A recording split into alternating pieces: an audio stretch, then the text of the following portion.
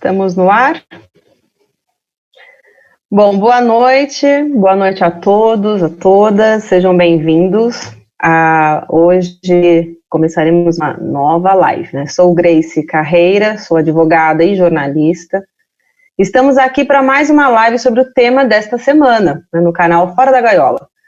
Um grupo que reúne mulheres progressistas que precisam desabafar contra todas as barbaridades e tudo que nos causa indignação diariamente, né? Nosso objetivo é promover diálogos, escuta, trocar ideias, pontos de vistas e que levem, né, a transpor os limites que nos paralisam, que muitas vezes nós não temos essa percepção, né, dos preconceitos, dos medos, das preocupações, né, de tudo que minimiza a nossa existência na sociedade. Abram essa porta conosco, conheçam o projeto Fora da Gaiola, nós temos muito a dizer e também a ouvir.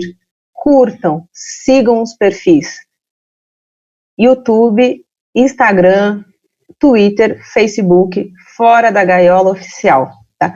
Hoje vamos falar sobre a questão jurídica LGBT. A transmissão será feita ao vivo, simultaneamente, no canal Fora da Gaiola Oficial YouTube e na página Fora da Gaiola Oficial do Facebook.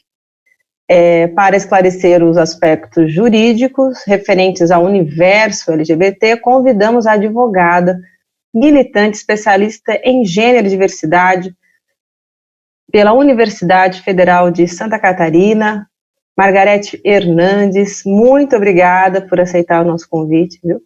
A doutora Margarete, que chamaremos de Margarete só, preside a Comissão de Direito Homoafetivo e Gênero da UAB Santa Catarina. Margarete, olha, agradeço mais uma vez a presença, é muito importante esse momento, né, para falarmos e discutirmos um pouco sobre como que a legislação, como a proteção, a tutela jurídica está se organizando e a efetividade dela, né? Vamos refletir um pouco mais sobre isso. Ao longo da semana, o projeto Fora da Gaiola debateu o assunto e hoje o recorte será jurídico. E eu começo já com uma primeira pergunta, que nós temos a nossa Constituição, a Constituição Cidadã, uma Constituição que garante direitos, que promove, pelo menos, né, no seu texto, né, a igualdade de direitos, a isonomia, e mesmo assim, alguns direitos, eles precisam ser defendidos, a gente precisa lutar por eles.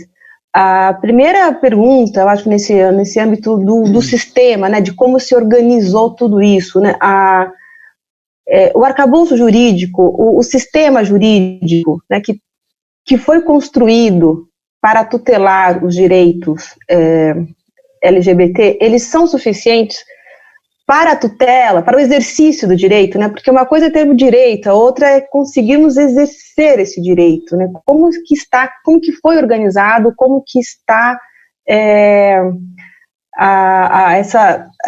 toda essa normativa, né? Esse sistema. Boa noite, Grace, muito obrigada pelo convite, é um prazer imenso aqui no friozinho de Floripa. Obrigada às meninas todas aí. É uma honra estar aqui falando para as paulistas. Gosto muito, para os paulistas e as paulistas. Gente, é o seguinte, uma coisa que fique bem clara de forma preliminar é que o direito LGBTI, ele só tem jurisprudência, ele não tem lei ordinária, ele não está positivado. Esse é o grande, digamos assim, esse é o grande entorse, né, que a gente tem que, enquanto nós não tivermos um legislativo progressista, nós não vamos conseguir aprovar a nossa pauta. A nossa pauta, a pauta de costumes, inclusive, no Congresso, ela é negociada o tempo inteiro, né? Então, as bancadas conservadoras do Congresso, que nós sabemos qual eu não preciso aqui nem falar, elas têm as pautas de costumes delas, que elas não conseguem aprovar, mas elas conseguem travar a nossa, entende? Então, elas travam as nossas pautas. Então, por exemplo, em 2011, o STF reconheceu a união estável entre pessoas do mesmo sexo, né? Reconheceu como entidade familiar, né? Foi a interpretação que o STF deu ao artigo 226, parágrafo 3º da Constituição Federal e o artigo 1723 do Código Civil. Então, o STF, em 2011, ele disse, olha, gente, casais do mesmo sexo podem casar, ou melhor, formam uma união estável. E em 2013, o Conselho Nacional de Justiça emitiu uma resolução, a 175, autorizando os cartórios, né, os cartórios extrajudiciais, a celebrarem o casamento homoafetivo entre pessoas do mesmo sexo. Então, o casamento não é lei. O casamento existe um provimento do Conselho Nacional de Justiça, uma resolução baseada, lastreada numa decisão do STF em 2011. Entende? Então, muita gente acha que nós temos leis, né? A lei do casamento gay, a lei... Não tem. Nós temos... E, em seguida, em 2015, o STF também decidiu sobre a adoção. Né? E assim depois nós vamos falar, né, no decorrer da fala, mas o que eu quero te dizer na tua pergunta é que o arcabouço jurídico é jurisprudencial. Nós não temos leis. E para isso nós precisamos ter um congresso progressista, inclusive de cidadãos LGBTIs lá dentro, para que possa aprovar as nossas pautas. Para que a agenda entre na pauta, né? Senão Exato. Não vai ser jamais prioridade. E o costume, ele leva mesmo o direito, né? Ele sempre vem a reboque, né? A gente precisa criar toda essa discussão, esse debate para que seja normativo. Antes disso, deixa eu só perguntar, antes de partir para a segunda, nós tínhamos né, até 2018, uma agenda de políticas públicas próprias, né? Como é que você via, assim, não no aspecto do direito, mas nas políticas públicas, que muitas vezes elas ajudam a formar essa convicção, né? Como que agora essas políticas públicas para essa categoria, para essa... Não tem, desculpa, né? Desculpa, sou obrigada a rir, né? Porque não dá para a gente ser hipócrita. No atual governo não tem nada, né? Não existe nada. Nós tínhamos, na verdade, o que eu sempre gosto de dizer é o seguinte, primeiro eu quero falar uma coisa, Grace, não sei se os nossos audientes, assistentes sabem disso, mas a OAB, através da doutora Maria Berenice Dias, ela iniciou essa grande luta dos advogados, né?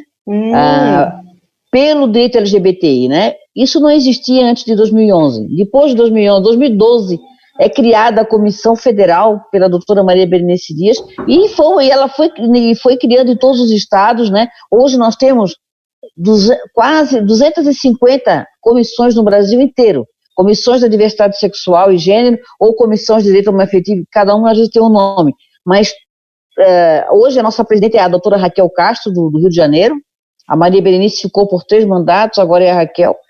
Então, o que acontecia? O movimento social, né, o cidadão LGBTI começou a reivindicar, os casos começaram a ir para a justiça, e aí os advogados começaram a postular e o STF decidiu. Em cima de casos concretos, o STF começou a decidir, porque teve advogados que acreditaram nisso e postularam. Então, assim, o advogado tem uma participação, não querendo, né, dizer que é só o advogado... Sim. Mas ele tem uma participação nesse sistema democrático de direitos muito grande, né? E a OAB tem um papel importante na instituição, né, de permitir que os grupos de estudo, né, as comissões se mantenham, isso. Né? É uma resistência, OAB, né, Margarete? Olha, é muito bom isso, porque a gente conseguiu manter era com o Marcos Furtado, Lamarck e com o Felipe. Então o Felipe eu tive a honra, ano passado promovi aqui em Florianópolis o 9º Congresso Nacional de Direito LGBTI, e vieram aqui os maiores juristas, os maiores nomes do Brasil, e não somente juristas, mas militantes também, Bruna Benevides, Amiel, uma série de outros grandes militantes do Brasil do movimento LGBTI. E nós fizemos um congresso lindo, em 3 dias aqui, e o Felipe veio, né? O presidente veio. Então, a gente é muito simpática a ele, porque ele super apoia a nossa comissão, né? E o meu todas as minorias, né? Todas as causas das minorias, né? Todas as causas.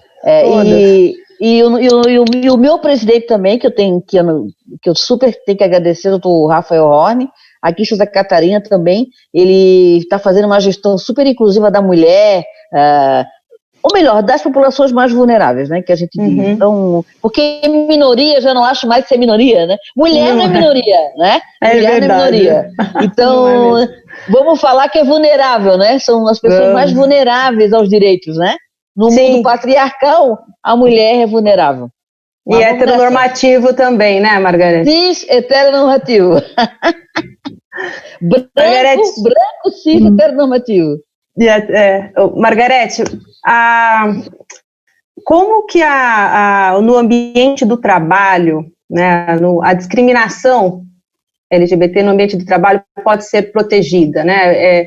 Você tem casos, você conhece casos de julgados de como que essa discriminação, esse preconceito no ambiente de trabalho pode ser combatido, né?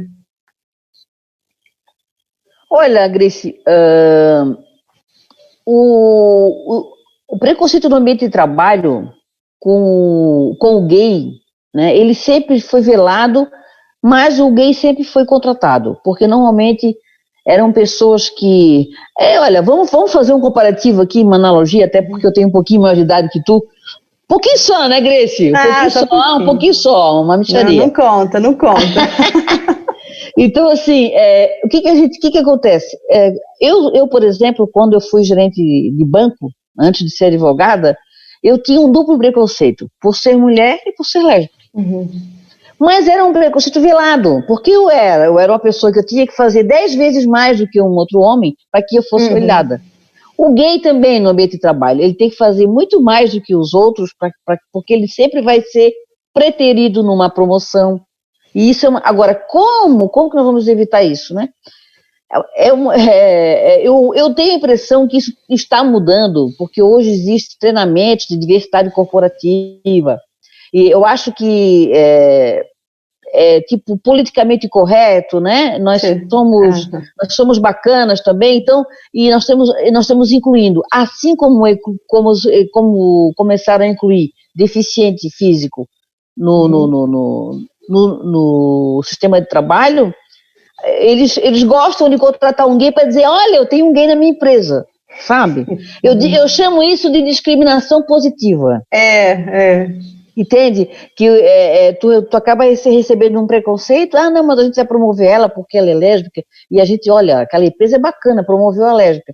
Então, não é porque a Margarete era competente, mas porque ela tinha um diferencial e que eu queria, e esse diferencial fazia com que a minha empresa ficasse em evidência. Eu estou colocando aqui alguns exemplos assim, é que um mecanismo, digamos, por exemplo, regulamentador não tem, entendeu? Agora, a criminalização da homofobia que ocorreu em 2018, entendeu? 2019, aliás. Isso, 2019, inclusive eu estava lá, aí eu agora acabei de fazer eu estava lá no STF no segundo julgamento que houve a maioria dos votos, né? Quando deu 6-0, eu estava lá. E hoje, a prática da homotransfobia, ela é equiparada à lei de racismo, né? Então, ou seja, o sujeito vai ser penalizado igual ao crime de racismo. Não é injúria racial, que é crime de menor potencial ofensivo. Não é. Ele vai ser representado como crime que tem até reclusão de 3 anos. Como o racismo tem, é um crime imprescritível e inafiançável, né? Agora, como é que isso está na prática? Isso ainda está capengando, entendeu?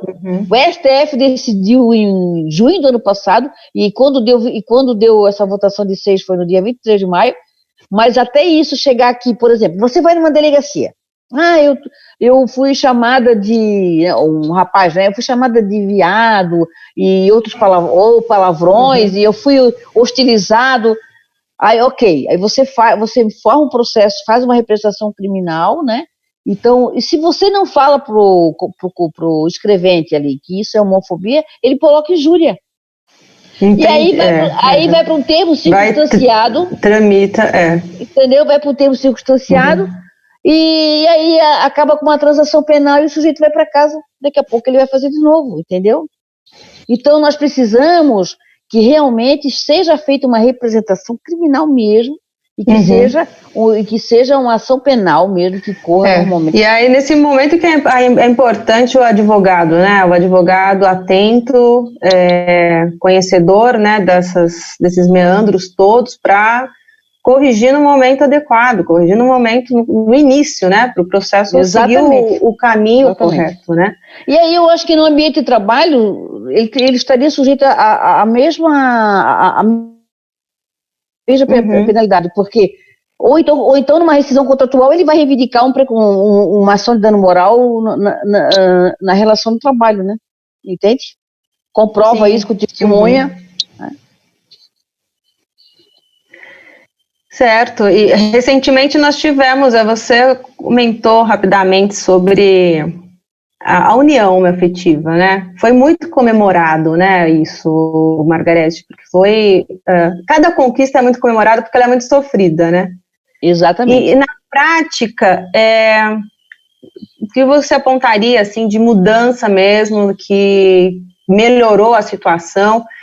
E tem agora a adoção também, né, que a jurisprudência agora reconhece, permite, como isso, a adoção é uma consequência da união, né? Eu acredito que seja a evolução, mas você enxerga dessa forma também? Estamos nesse caminho? Não, assim, olha, a decisão foi dada pela Carmen Lúcia, né, sobre a relatoria dela, né, em 2013 ou 2015. 2015 com o Tony Reis, né? Com o nosso grande Tony Reis. Foi o caso concreto do Tony Reis, 3 filhos, né, que ele tinha adotado.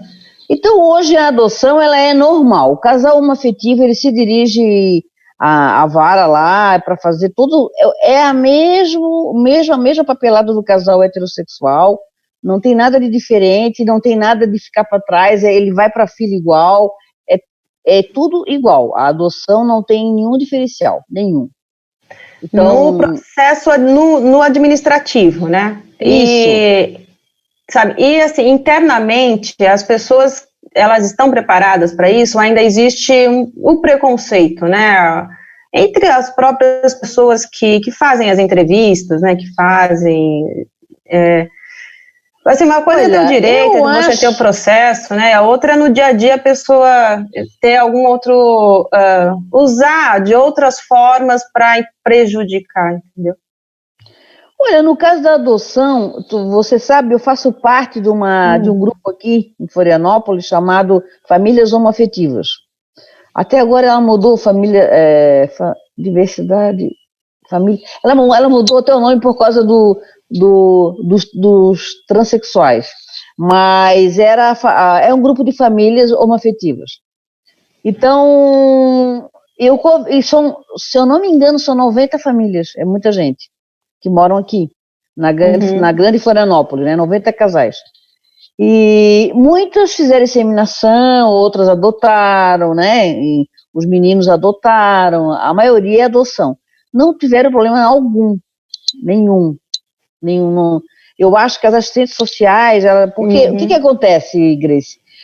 A adoção, ela, por casais homoafetivos, ela já vem de longa data, antes do STF decidir, não podia, né, o casal homoafetivo adotar, porque ele não era nem reconhecido como casal, então não podia. Exato. Então, o que acontecia? O casal homoafetivo, 2 homens, aí um deles adotava o menino, né, ou uma menina, e aí era filho dos 2, só que quando eles se separavam, às vezes, né, se tinha algum conflito entre eles, não dava direito de visitação do outro, né, não podia pedir alimentos, enfim, não tinha direito nenhum, né, na relação familiar.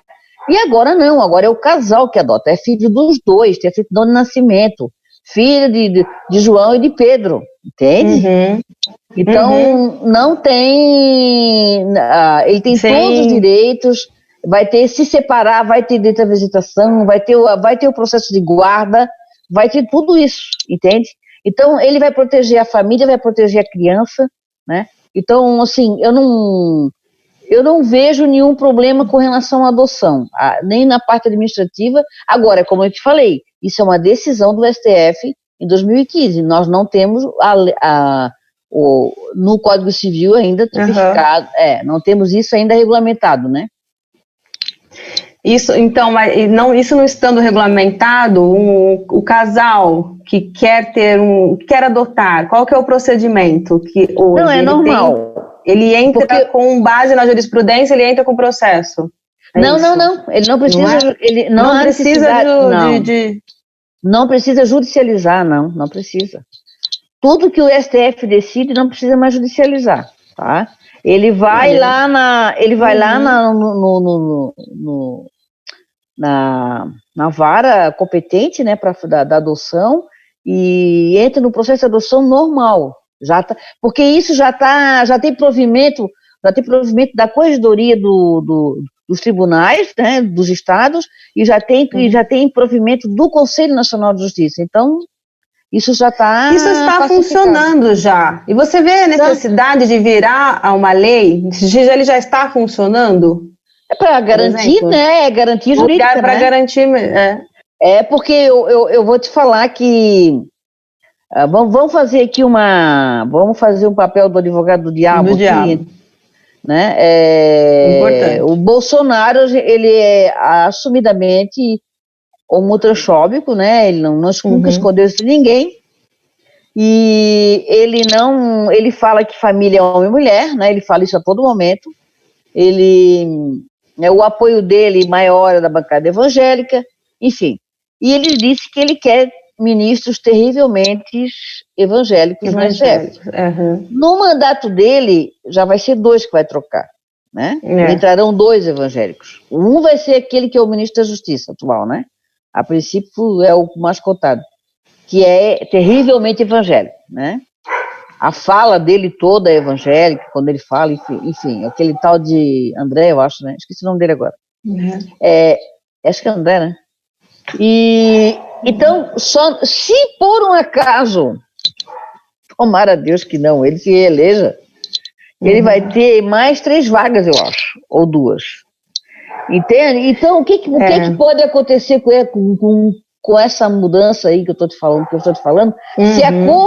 Se a corte mudar dessa forma, né, nós podemos revogar o que está decidido. Sim, não tem segurança jurídica, né? O sistema não funciona, tem segurança jurídica. Mas não temos segurança jurídica, e por isso que é importante termos a lei. Se transformar em lei, transformou em lei e pronto. Entendeu? Aí ninguém vai. O Congresso aprovou. E até mesmo pode-se criar uma lei contrária à decisão do STF, né? Também. Que pode também criar todo um embaraço. Exatamente. Aí pode não, eles já criaram. Já estão, né? Que é o Estatuto da Família. O Estatuto da Família está lá na gaveta do Marco Feliciano, se eu não me engano. E ele já foi para votação 2 vezes, mas não teve quórum porque ninguém quer se meter nessa briga. Porque ele é nato-morto inconstitucionalmente. Ele é inconstitucional. Pois se o STF já decidiu que família não ela é homossexual também, então como é que ele vai fazer um que é só homem e mulher? Entende? Então, mas o que pode acontecer? Eles aprovarem um troço desse, e até tu discutir num controle de constitucionalidade, né? A inconstitucionalidade dessa lei fica vigindo essa, e aí, eu não sei, isso assim, eu sinto, eu te juro, particularmente, acho assim, quase que remota, mas não é impossível, sabe? Entende? Precisa ser vigilante mesmo, né? A gente não pode realmente, diante dessas conquistas, achar que, né, nossa, pronto, já deu tudo certo. Não, né? Não pode. A luta ela é permanente. Em algum momento nós imaginávamos nós estar passando por essa crise política e sanitária? Em algum momento nós imaginávamos que uma mulher reúne, não sei, o tal de 300 lá, com tocha acesa, e joga fogos de artifício no STF, chama o Alexandre de Moraes para briga. Isso alguma vez, isso, gente? Nunca. Então, por isso que eu digo, né, não temos segurança jurídica e nenhuma. Gente louca de não contraria. Entendeu? É complicado. Então a gente tem que se apoiar no que nós temos, né, no nosso sistema normativo existente e buscar nele o amparo para as proteções, né, e me diz uma coisa, no nosso sistema, no que existe do direito, o que protege o LGBT contra as agressões? A Maria da Penha, ela tem esse alcance? Tem esse condão aí de proteger também? Você tem casos, conhece algum? Poderia nos dar algum exemplo? Bom, se bem que a violência é muito grande, né? A Maria da Penha, ela é aplicável, mas ela é aplicável não pela lei, né? Ela é aplicável por decisões também de tribunais, né? No STF não teve, acho que não teve ainda, não teve no STJ já. Então, a gente não tem, mas normalmente é aplicável. Normalmente, essas delegacias chamadas, aqui, eu não sei se aí também, aqui chama DPCAM, são as delegacias especializadas, né, na mulher, no idoso, na criança, no adolescente. Aqui também tem as especializadas. E essas DPCAM também tem LGBT, então eles aplicam, né, quando a Maria da Penha até que tem que ser, o único detalhe é que tem que ser feminino. Então, por exemplo, a transexual, a mulher trans, é aplicável a ela, porque o gênero dela é feminino, entende? Então, como isso já está consolidado que o gênero da mulher trans é feminino, a Maria da Penha é obrigada a ser aplicável ali, entendeu? Entendi. Tem isso é importante, lésbicas, né? Também, porque são mulheres, né? Enfim. São as mulheres, exatamente, o gênero, né? Porque a Maria da Penha é em função do gênero, né? A Maria da Penha é em função do gênero. Perfeito, muito bem colocado. E as delegacias, elas estão preparadas, aí em Santa Catarina, para atender esse público? Como que você... Então, eu gostaria... O trans chega na delegacia... É bem atendido. Então, aqui em Santa Catarina nós temos, eu inclusive, até eu falei eu vou fazer uma live com ela semana que vem, com a delegada Patrícia, que ela é a chefe das DPCAMs do estado aí. Ela inclusive teve lá a Fátima Bernardes agora falando sobre aquela coisa do Pateta, daquelas crianças lá, sabe? Daquele, sabe aquela... É um boneco, né? Eles estão estimulando as crianças a fazer coisas ruins. Você está falando, tá sabendo o que é? Ele aparece com uma figura de pateta, enfim. Ela trata desses crimes, né? Contra a criança e o adolescente. E eu estou iniciando aqui com a comissão da OAB uma parceria com ela justamente para que a gente melhore, né? Melhore no sentido de treinar esse pessoal. Assim, já foi pior. Né? Eu acho que eu sou uma pessoa otimista, nós passamos por um momento difícil, mas nós tivemos muitos avanços, nós estamos tendo tentativas de retrocesso, mas a gente não retrocedeu, né? Graças a Deus. Então, agora as pessoas retrógradas, ela já existiu, elas só saíram do armário, né? Elas se desarmarizaram agora, né? Elas se acharam legitimadas, né? Então elas são legitimadas, então elas estão falando o que elas querem, fazendo o que elas querem. E isso é um outro problema. Mas assim, aqui em Santa Catarina, uma coisa que eu estou lutando é pelos dados, que nós não temos dados. O boletim de ocorrência policial tem que ter campo de identidade de gênero e orientação sexual. Isso é importante mesmo, né? Então você só vai saber, se tiver nome social, você só vai apurar a quantidade de transexuais que tem nome social. Mas você não vai apurar gay nem lésbico, porque não usa nome social, entende? Então teria que ter esses dois campos. Isso é uma luta aí que eu quero fazer com a doutora Patrícia aí no âmbito da Secretaria de Segurança Pública com a OAB, a gente mudar esse boletim de ocorrência policial para que nós tenhamos dados da violência, porque hoje os dados da violência LGBTI são apurados por notícia. Exatamente, né? Muitas pessoas não vão à delegacia, né? Por medo, pela um monte de coisa, por um monte de coisa, né? Por vergonha, exato, né? E também, no caso da mulher, né? Existe também outras formas de encarceramento afetivos ali, né, que bloqueiam, né, o financeiro, né, a família, os filhos, tudo isso segura, né?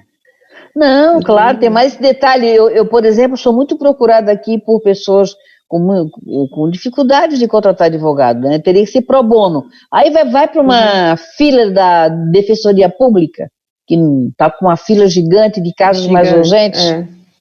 É complicadinho, né? É complicadinho. E a justiça, ela é lenta, né, Margarete? A justiça nem sempre ela responde, né, com rapidez. E as ações de distanciamento, elas estão eficazes no seu ponto de vista? A restrição de aproximação, né, das pessoas, as medidas protetivas preliminares, elas são eficientes? Olha, eu não posso te dizer assim, te dar uma resposta de forma empírica, porque eu não trabalho muito com violência doméstica, né? Eu particularmente, né? E a minha comissão também não tem... nós recebemos denúncias, às vezes, de violências homofóbicas, que é diferente, né? São pessoas que não têm relação doméstica com o LGBTI e agride moralmente ou fisicamente. Então, eu não sei te informar se essas medidas protetivas elas têm efetividade. Eu tenho a impressão, né, que depois que foi criada a Maria da Penha em 2006, eu acho a violência doméstica ela reduziu, mas ela não foi aquilo desejado, né? Não foi aquilo que eles imaginariam que teria de resultado. E eu sei que isso, porque às vezes a mulher denuncia e ele às vezes vai se vingar e ele não respeita a medida protetiva mesmo e mata ou agride, né? Principalmente entre homem e mulher, né? Então, sim. Que é uma violência, é uma coisa que... Agora, eu acho que ela tem efetividade sim, porque os homens menos violentos, aqueles que apenas, às vezes, querem só aproximação para insistir no relacionamento, para ofender, sim. Eles ao menos mantêm distância, entendeu? Então, eu acho que ela tem uma efetividade, sim. Que bom. Vamos mudando de assunto. Vamos falar de vida agora. Nós, recentemente, foi falado da doação de sangue, né? Que eu acho que mais uma conquista, né? Mais uma conquista. Como foi esse processo? Você tem alguma notícia? Assim, provavelmente é mais um caso concreto, né? Como que foi formada essa convicção e qual agora o próximo passo, as consequências, né? Eu acho que virar lei realmente é uma necessidade, né? Mas qual o seu ponto de vista? No seu ponto de vista, né? Como... Sim, não, eu acompanhei bem esse caso, inclusive participei de debates antes do STF decidir. Na verdade, o que existia? A Anvisa e o Ministério da Saúde tinham duas portarias que diziam, eu não vou, né, falar ipsilíteres, mas assim, no final dizia o seguinte, que ela proibia a doação de sangue por homens que se relacionassem com homens nos últimos 12 meses, ou com as mulheres que se relacionassem com esses homens. Então, homens que se relacionaram com homens nos últimos 12 meses. Bem, ninguém, né? Exatamente. Não existe ninguém celibatário em 12 meses, em plena atividade sexual, ou casado ou namorando, que vai ficar celibatário 12 meses. Então, nesse caso aí, até eu sempre disse, a gente diz que é HSH, né? HSH é homens que se relacionam com os homens, né? Os HSHs, eles entendem como pênis, tá? Pênis com pênis, porque aí incluem-se as travestis transexuais também, não poderiam doar sangue, entendeu? Então, porque eles entendem que a janela imunológica de 40 dias não atua, isso é uma tese médica que não é unânime, de que esse sangue tinha maior risco de contaminação, o sangue dessas pessoas. E aí, então, o que aconteceu? Que isso começou a ser debatido na comunidade científica e na comunidade jurídica, e quem entrou com uma ação direta de inconstitucionalidade sobre essas duas portarias foi o PSB, o Partido Socialista Brasileiro. Ele que entrou com essa ação de inconstitucionalidade, e ela estava parada lá, o Fachin, que era o relator, estava com um pedido de vistas um tempão guardada. Deu a pandemia, os estoques de sangue baixaram, aí foram lá e disseram, vamos julgar esse troço aí porque está faltando sangue. E aí julgaram, entendeu? E julgaram, graças a Deus, favorável. Por quê? E no voto do Fachin, ele é muito claro. Ele diz o seguinte, que o risco de contaminação não é pela orientação sexual, mas sim pela conduta sexual. Porque o que acontece? Que é isso, ali, né? Vamos falar o português aqui, o problema ali é sexo anal. O sexo anal não é só praticado entre homens. Não é. Né? Porque e as doenças sexualmente transmissíveis, elas são, ela está presente, né, na conduta hétero também. Né? Nossa, e muito, né? Muitos homens que são casados com mulheres, declarados héteros, mas gostam de se relacionar com homens às escondidas. Então, esse daí podia doar. Mas se um gay chegasse lá afetado, né, mais afetado assim, mais feminino, eles já não aceitavam porque era gay. Absurdo, e é declaratório, absurdo. Né? Isso é declaratório, né? Então a pessoa pode também mentir naquele momento. É óbvio. Né? Eu posso ser um gay masculino, chego lá e digo, você é hétero. E pronto, minto, vou lá e dou. Mas é curioso perceber como uma portaria que é um instrumento jurídico precário, né? Como precisou de tudo isso, né? Uma ação de detalhe, para ser derrubada. Detalhe, Grace, o STF decidiu, publicou a ata de julgamento, porque o acordo até agora ainda não foi publicado. E tu sabe que a ata de julgamento publicada, já existe um entendimento lá na própria Suprema Corte, de que a ata de julgamento publicada, ela já tem efeitos erga omnes, né? Ou seja, já gera efeitos jurídicos, certo? Para todo mundo. Publicou a ata, já está valendo a decisão. O Ministério da Saúde nem avisa queriam. Não queriam, continuaram com as mesmas portarias. Não, nós vamos recorrer.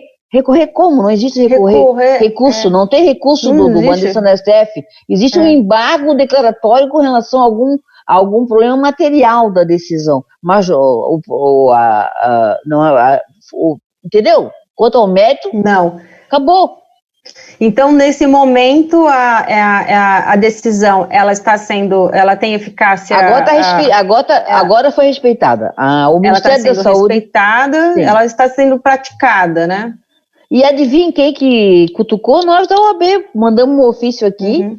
Escuta, nós queremos que se cumpra a decisão do STF.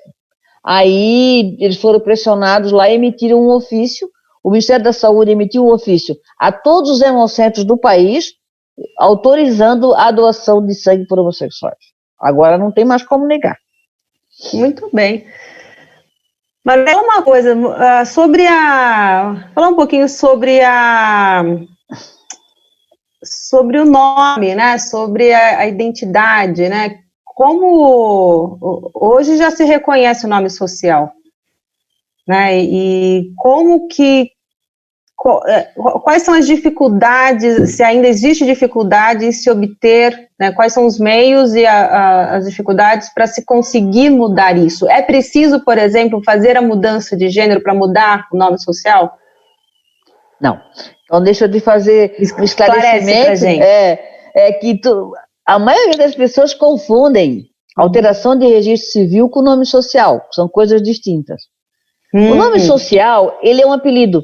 Né? O meu nome social, por exemplo, seria Maga. Se eu quisesse amanhã, eu vou fazer uma nova carteira de identidade, daí eu quero, porque a nova carteira de identidade tem campo para nome social. Então, quem quiser, por exemplo, a travesti que não quer, ou a transexual que não quer, ou o transgênero, né?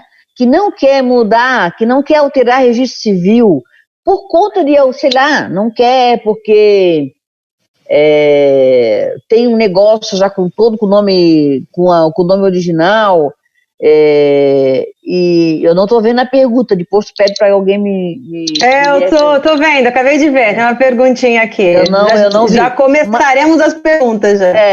Aí, mas então, explica assim, pra gente o social, a diferença. O nome social, ele foi decretado pela Dilma em 2016, quando ela estava indo embora. Foi a última coisa que ela fez, foi dar esse decreto do uso do nome social no âmbito federal. Depois os estados vieram criando também a leis, né, para uso do nome social, os municípios, e hoje o nome social é uma realidade no nosso país. Então, o que é o nome social? O nome social é como você quer ser tratada, não tem nada a ver com gênero, nem com sexo. Entendi. Tá. Entendeu? Você, Grace Carreira, você resolveu agora ser um homem, resolveu querer ser chamado de Pedro, mas tu não vai fazer nada, tu não vai te hormonizar, tu não vai mudar, tu não é, ou sei lá, ou tu não tem nada a ver nem com a tua orientação sexual, mas tu quer ser chamada de João Pedro. Tu vai lá na carteira de identidade, né? Pede para fazer uma nova carteira de identidade, e aí, porque é facultativo, né, o nome social, ele não é obrigatório. Aí tu fala assim, olha, eu quero agora que vocês coloquem na minha carteira de identidade o meu nome social, que é João Pedro. Declaratório, não precisa mais nada. Mais nada. Bom. Nome social é isso aí, tá? Não precisa mais mudar, né? Olha, que bom, porque eu tenho uma amiga que tinha um problema, porque ela não gostava do nome, e era uma dificuldade, né, para mudar um nome, tinha que, sabe, entrar com processo, e essa é uma facilidade, é muito bom para todo mundo, né? O nome social é isso, né? Agora, a alteração de registro civil é outra coisa, muito mais complexa, porque aí vai mudar o gênero, né? Vai mudar o sexo. Que sexo e gênero são coisas distintas, mas lá na identidade vai estar sexo, então vai mudar isso, vai mudar, entendeu? A alteração de registro civil, ela também foi aprovada pelo STF, a decisão, em 2018. Então, hoje em dia, agora sim, você, Grace, quer realmente ser homem trans, quer se hormonizar, né? Você quer ser o João, ok? Então, você quer mudar o seu nome, então vai continuar todos os teus números, só vai mudar o teu prenome. Se o teu sobrenome é Carreira, vai ser João Pedro Carreira. João Pedro Carreira, sexo masculino, ok? E quem não te conheceu antes, ou quem nunca vai saber. Agora, lá na tua certidão de nascimento, vai estar Grace Ferreira, averbação de alteração de registro civil para João Pedro, lá na tua certidão de nascimento. Mas na tua carteira de identidade, não, até para não te constranger. Vai estar lá João Pedro Carreira, sexo masculino. E esse processo... vai fazer isso no cartório, sem laudo médico, sem precisar fazer redesignação e até nem precisar hormonizar também. Não precisa. Não precisa. Não precisa. Mas nesse caso que há a mudança, né, de sexo, é também declaratório, Margarete? Não, né? Não, é claro que, por exemplo, eu vou te ser sincera que eu não sei de cabeça aqui a relação de documentos, porque até muda, para cada estado muda. Mas você não... Antigamente, você tinha que entrar na justiça, você tinha que passar por laudo médico psicológico, você tinha que passar por uma junta médica forense, para ver se você é masculina mesmo. Quer dizer, que essa masculinidade, ela ainda é exigida. Então, por exemplo, tu não pode ir assim, feminina como tu és, pedir para ser chamada de João Pedro. Na Argentina, sim. A Argentina não exige a fisionomia alterada, ela não exige hormonização, nada. Mas no Brasil, para que mude o sexo, você vai ter que ter a aparência do sexo, né? Entendeu?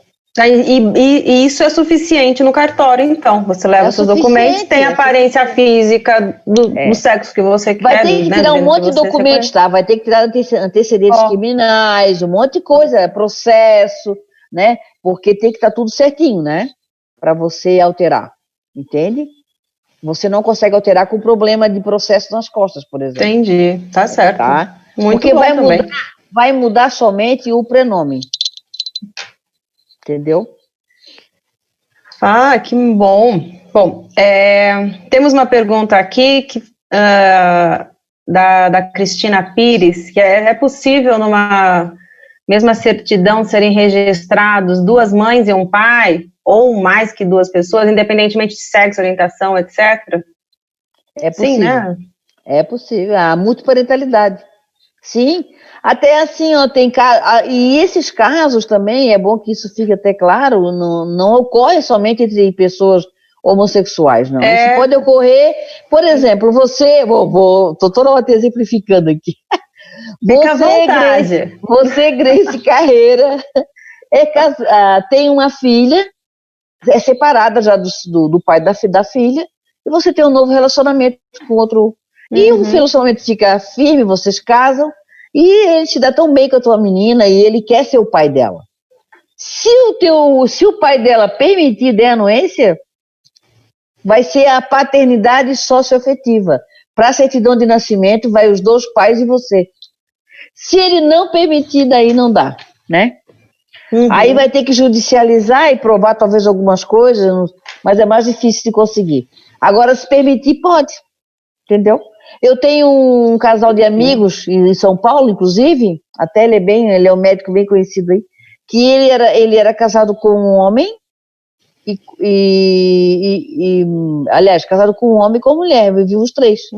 E ela engravidou de um deles, e o menino é filho dos 3.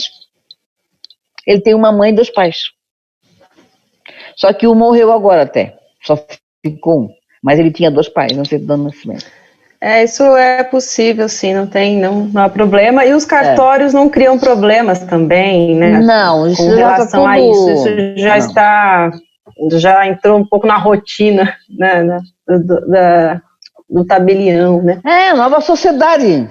Nova sociedade. Do mundo, das experiências do mundo, Margarete, qual seria o nosso paradigma dentro desse assunto aqui? Olha, apesar dos atuais pesares, não querendo ser redundante, né? Mas acho que o Brasil está bem. O problema, o que falta realmente é a gente todas essas conquistas que eu acabei de te dizer, elas estarem postas em leis ordinárias. Aí nós estaríamos consolidados. Sim. Quer dizer, já está consolidado e já está sedimentado, né? Não tem nada nada pode mudar com relação a isso. Mas eu acharia bem mais interessante que isso fosse regulamentado, sim, né? Até porque, como eu te falei, essa corte pode ir mudando daqui a 10 anos. Daqui a 10 anos, sabe-se lá, eles podem inventar e, como tu dissesse, aprovar uma outra contrária. Pode, por questão, né? Segurança jurídica, né? Os países, você quer ver uma coisa? Os Estados Unidos, que são não tão para frente como nós, por exemplo.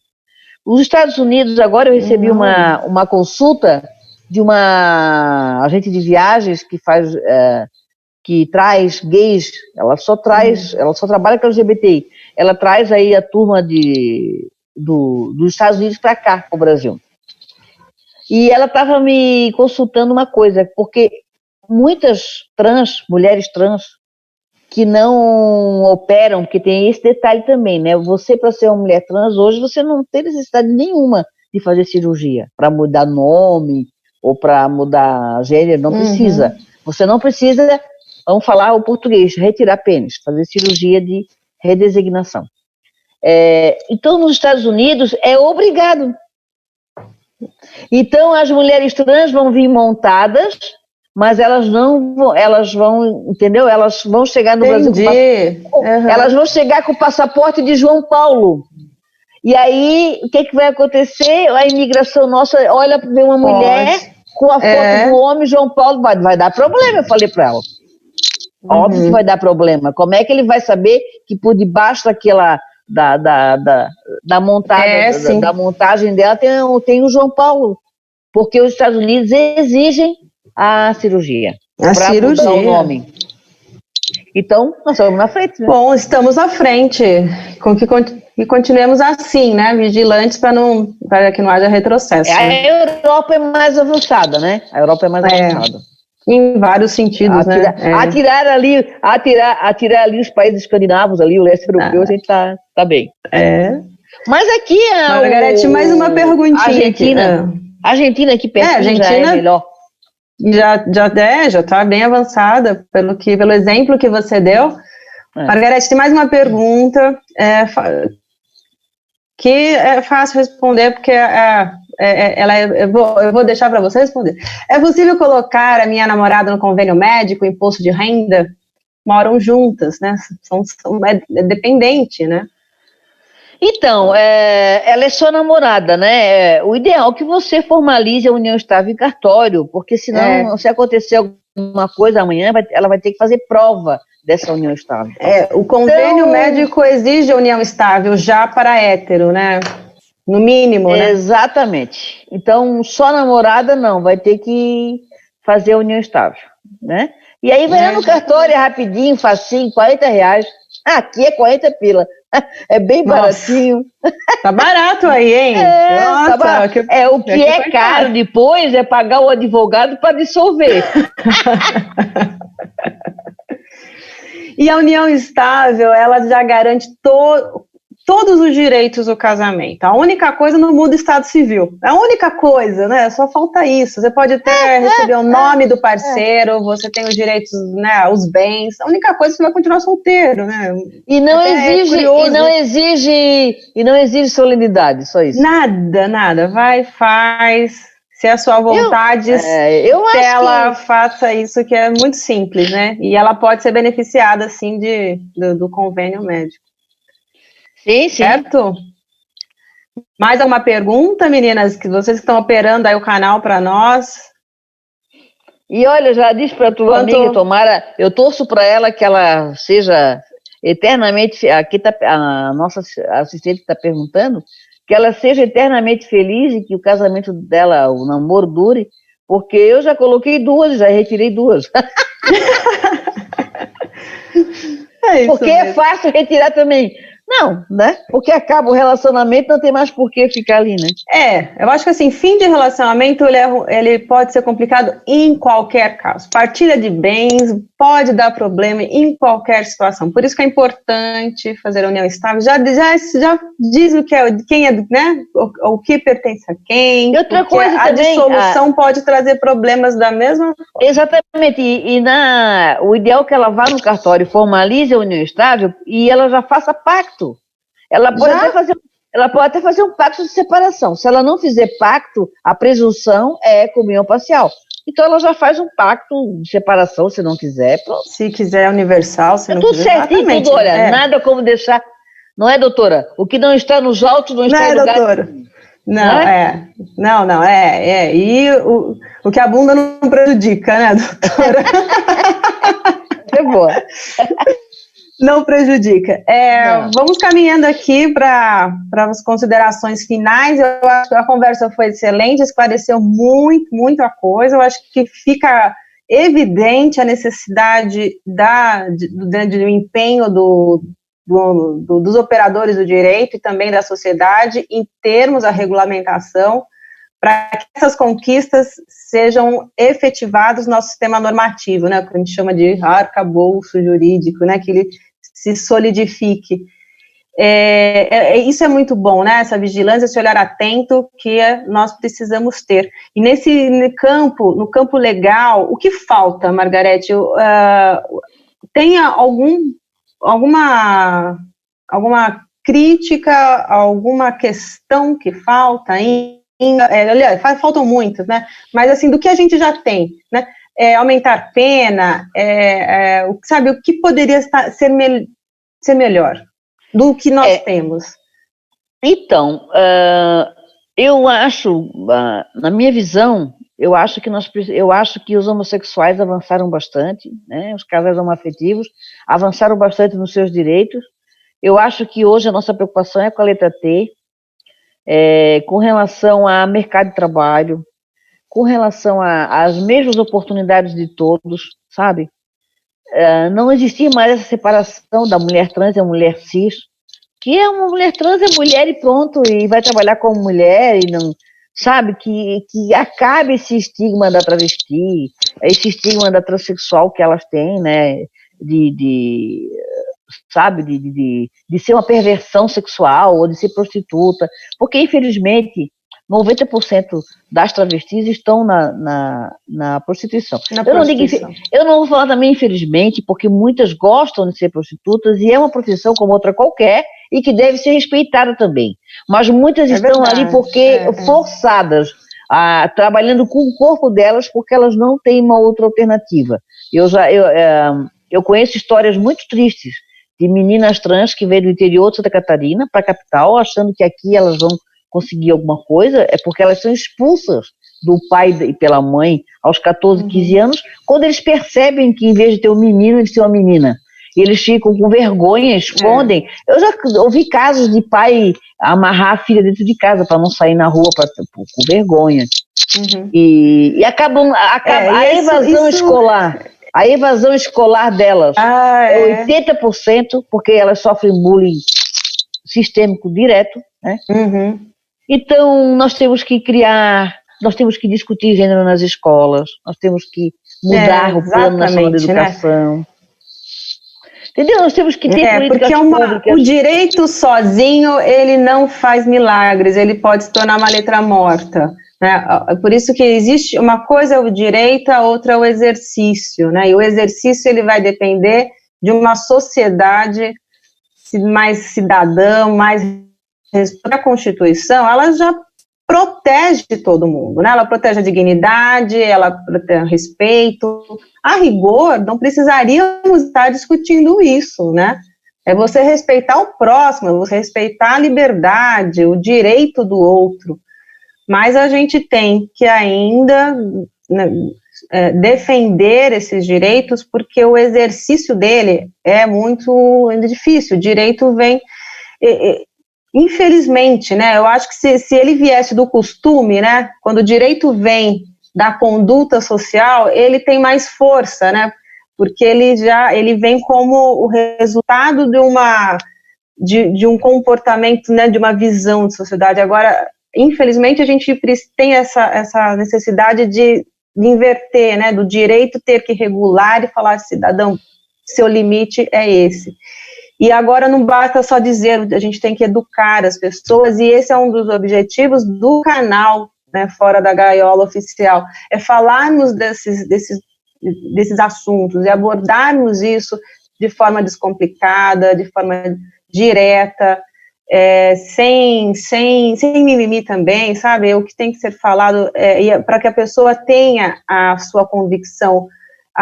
O direito à informação, ele é importantíssimo, e essa informação ela precisa ser verdadeira, para que a pessoa tenha a sua convicção, né, Margarete, formada de forma correta, sem, né, no meio de tantas fake news, né, a história dos livros, né, que, sabe, criou uma confusão na vida das pessoas, né, o tal do kit, né, do kit gay. Isso tudo, a contra-informação, ela é perigosa, por isso que a educação, ela é essencial, né, e esse lugar de fala é muito importante, né. Gostei muito dessa conversa, Margarete, seja bem-vinda sempre, viu, qualquer novidade, qualquer assunto, que você fala assim, olha, temos aqui um caso, vamos discutir, vamos conversar aqui. Muito, muito bom, né? À disposição. Obrigada. Eu que agradeço aí a vocês todas o convite, né? Me sinto muito honrada e qualquer coisa estamos aqui à disposição. Obrigada. Muito bem, muito obrigada. Obrigada, Margarete. Obrigada a todos que acompanharam essa live. Encerramos essa semana com o tema da semana LGBTI. Semana que vem iniciaremos discutiremos novos temas. Convido a Margarete para acompanhar a nossa caminhada aqui, desse grupo de mulheres progressistas aqui, que querem falar, né, e querem sair da gaiola, e convidamos todos para que façam o mesmo, né? Sair daquilo que nos prende, tá bom? Obrigada às meninas, a TT, a Cissa, a todos aí da técnica que nos ajudaram também a transmitir a vocês que estão aí nos acompanhando. Muito obrigada. Não deixem de curtir, seguir, né? Deixe seus comentários, clica aí nas nossas páginas oficiais Fora da Gaiola Oficial. Nós estamos no Twitter, Facebook, no YouTube e no Instagram, tá bom? Espero todos vocês nas nossas redes sociais. Mandem ideias, sugestões de temas também. Boa noite, muito obrigada. Boa noite. Boa noite. Boa noite.